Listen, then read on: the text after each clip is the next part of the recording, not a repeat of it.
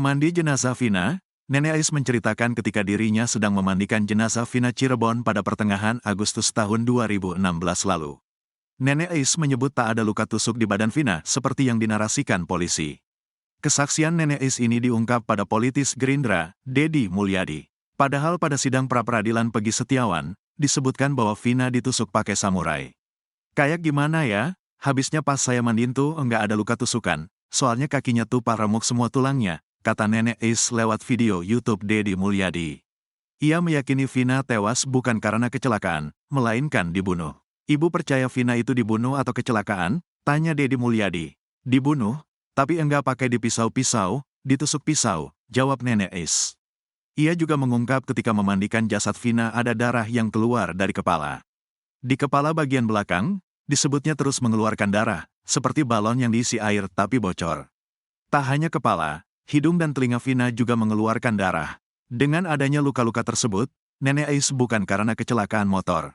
Kayaknya dipukul atau gimana, luka dalam pak, kata Nenek Ais. Deddy Mulyadi pun menjelaskan pada Nenek Ais, bahwa di hasil penyelidikan Vina ditusuk-tusuk menggunakan samurai. Sebagai pemandi jenazah yang melihat kondisi badan Vina langsung, Nenek Ais lantas membantahnya. Ia bahkan menyebut polisi bohong karena tak ada satupun luka tusukan bahkan sayatan di tubuh Vina.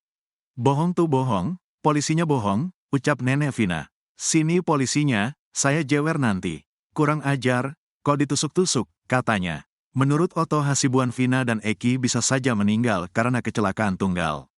Bukan tanpa alasan, hal tersebut diungkap Otto karena pihaknya telah menerima sebuah kiriman foto bergambar baut yang berbalut daging di flyover Talun. Diketahui flyover Talun ini adalah lokasi di mana Vina dan Eki ditemukan. Artinya kalau itu adalah daging, itu berarti peristiwa kecelakaan akan mungkin terjadi di sana, kata Otto dilansir wartakotalive.com atas bukti foto baut berbalut daging itu. Otto pun mendesak penyidik Polda Jabar untuk menindaklanjutinya. Karena dari temuan itu bisa diperdalam lagi, apakah Vina dan Eki benar-benar meninggal karena pembunuhan atau murni kecelakaan. Mungkin mereka jatuh, kecelakaan, di sana, kecelakaan tunggal, dan ini ditemukan oleh polisi katanya. Di belakang showroom tidak ada darah soalnya, jelas Otto.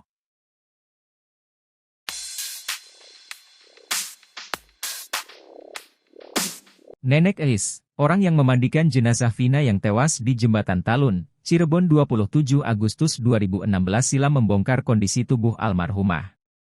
Nenek Ais menegaskan tidak ada luka tusuk di tubuh Vina, ia juga memastikan tidak ada luka sayatan pada jenazah Vina tersebut. Kesaksian Nenek Ais ini diungkapkan saat dikunjungi politikus Gerindra, Deddy Mulyadi.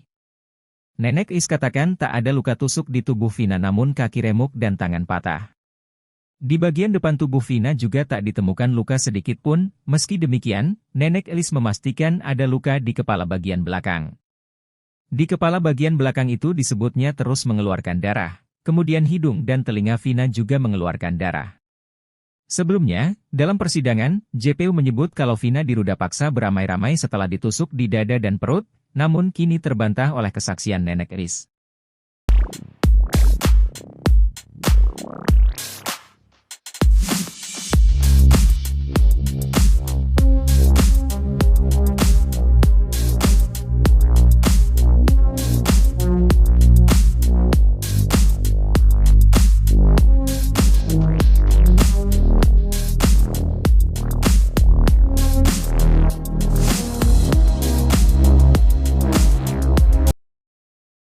Desas-desus kasus Vina Cirebon membuat ex-Kabareskrim Komjen Purnawirawan Susnodo Aji memiliki analisa terbaru soal kasus yang terjadi pada 2016 itu.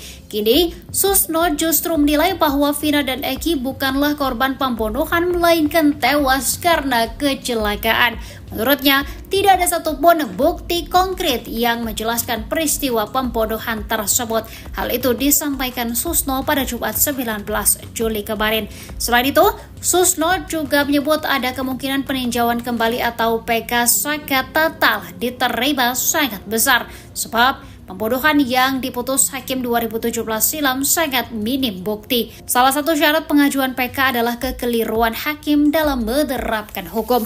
Menurutnya, Hakim telah memutus 11 orang bersalah, bahkan 8 diantaranya sudah dihukum penjara tanpa adanya bukti alias hanya berdasarkan keterangan saksi.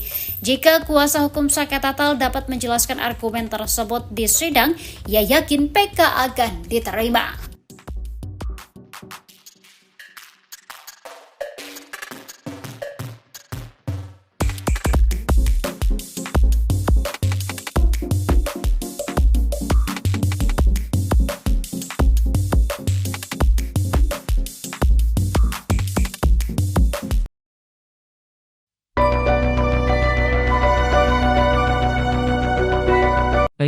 Pemandi jenazah almarhumah Vina mengungkap fakta yang berbeda dengan pihak kepolisian. Ia tak temukan satupun luka tusuk pada tubuh Vina saat memandikan. Hal itu berbeda dengan hasil penyidikan Polda Jabar yang menyebut Vina tewas akibat ditusuk pedang atau samurai. Elis bahkan sampai bersumpah, ia memastikan betul seluruh badan gadis 16 tahun itu tidak ada bekas luka benda tajam.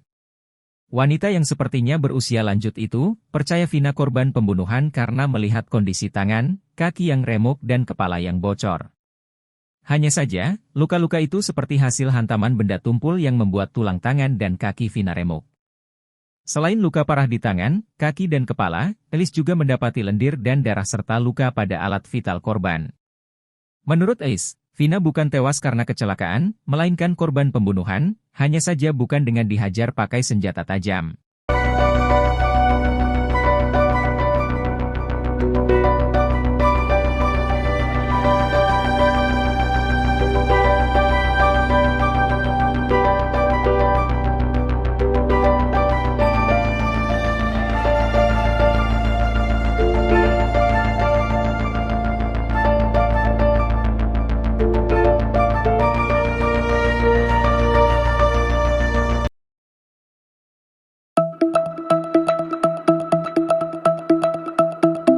Mantan Kapolda Jawa Barat, Irjen Purnawirawan Anton Carlyan mengungkap besaran ganti rugi yang akan diterima oleh Peggy Setiawan.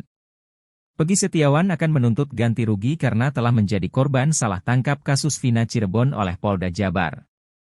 Kuasa hukum Peggy Setiawan, Sugianti Iriani sempat ungkap nominal ganti rugi yang akan diajukan oleh kliennya, yakni tak sampai 175 juta rupiah. Adapun, dalam kasus ini, Hakim Eman Sulaiman memutuskan Polda Jabar untuk menghentikan penyidikan terhadap Peggy Setiawan saja. Namun untuk nominal pastinya, tentu nanti akan diputuskan lagi oleh Hakim Eman Sulaiman di sidang ganti rugi. Sebab, jika ganti rugi itu diajukan ke PN Bandung, otomatis Eman Sulaiman lagi yang akan menjadi hakim untuk mengadili tuntutan tersebut.